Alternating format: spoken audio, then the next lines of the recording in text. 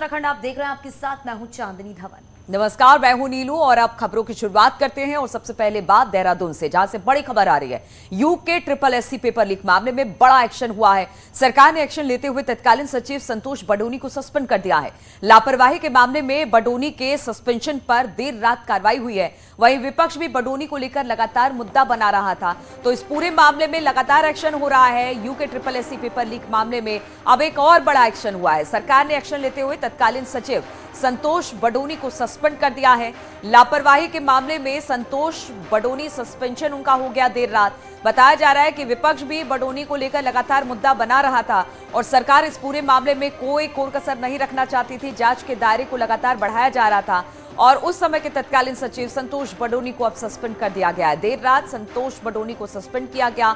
बड़ी कार्रवाई सरकार की तरफ से।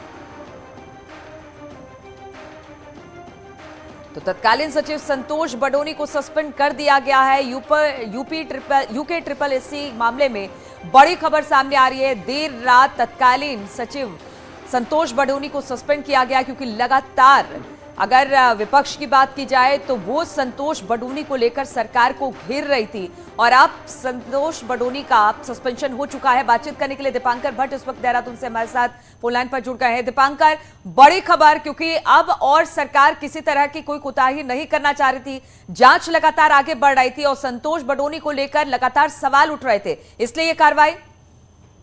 संतोष बडोनी इस पूरे मामले में सचिव थे अधीनस्थ सेवा चयन आयोग के और जितनी परीक्षाएं विवादों में घिरी हैं वो सभी संतोष बडोनी के सचिव रहते हुए हुई है। और अगर आप किसी डिपार्टमेंट के कस्टोडियन हैं तो इसमें जिम्मेदारी आपकी भी बनती है कि इतना बड़ा घपला चल रहा था अधीनस्थ सेवा चयन आयोग के अंदर, पेपरों में गड़बड़ियां थी, तो आप कहां पर थे और आप इतनी लापरवाही क्यों बरती। जो उनका सस्पेंशन हुआ उसमें यही बात कही गई है कि आपने अपने कामों को ठीक से नहीं किया और आपने उदासीनता बरती। और दूसरा बड़ा सवाल यह है नीलू की जो सचिवालय रक्षक भर्ती का पेपर है वो आयोग ने छापा, वो आयोग के अंदर से लीक हुआ है, पहली बात। दूसरी बात ये कि जो एजेंसी विवादों में घिरी है, जहां से गिरफ्तारियां हुई हैं, उस एजेंसी को 2018 के बाद और आज 2022 तक अभी तक वो कैसे वहां पर एग्जाम करवा रही है, कैसे पेपर छाप रही है, इसका भी जिम्मेदारी आयोग की बनती है।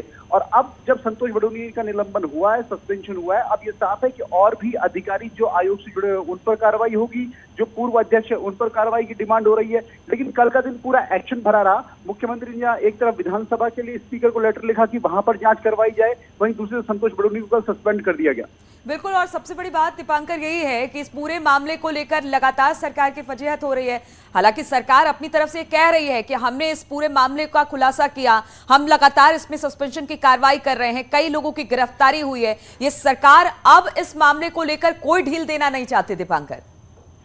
बिल्कुल नीलू, क्योंकि पुष्कर सिंह धामी मुख्यमंत्री के तौर पर उन्होंने इस दूसरे कार्यकाल में जब पेपर लीक जांच की बात कही, पेपर लीक की जांच शुरू हुई, अब तक 31 गिरफ्तारियां इसमें हो चुकी है और धीरे धीरे पर्दे खुल रही है। तो सबसे बड़ी बात यही कि युवाओं का जो भरोसा सरकार से उठ रहा है, यहाँ पर मुख्यमंत्री के सामने सबसे बड़ी चुनौती यही है कि किस तरीके से युवाओं का भरोसा, उत्तराखंड की जनता का भरोसा बरकरार रखा जा सके। और 8 परीक्षाएं अभी तक विवादों में घिर चुकी हैं अधीनस्थ सेवा चयन आयोग की। तो कितने युवाओं के भविष्य से आपने खिलवाड़ किया, कितने परीक्षाओं में गड़बड़ी हुई, कितने करप्ट कर्मचारी नौकरी कर रहे हैं, कितने सही कर्मचारी इस वक्त आयोग की वजह से नौकरी में है या नहीं है, ये बहुत सारे सवाल है। अब संतोष बडोनी पर आगे भी अभी बहुत सारे सवाल जवाब होंगे और आगे आने वाले वक्त में अब सवाल है कि क्या पूर्व अध्यक्ष राजू और पूर्व अध्यक्ष RBS रावत को भी यहाँ पर उन पर भी कोई एक्शन दिखेगा या नहीं दिखेगा। बिल्कुल, तो तत्कालीन सचिव संतोष बडोनी के नाक के नीचे सब कुछ चलता रहा, इसलिए अब उनका सस्पेंशन हो गया। बहुत बहुत शुक्रिया आपका दीपांकर हमारे साथ जुड़ने के लिए।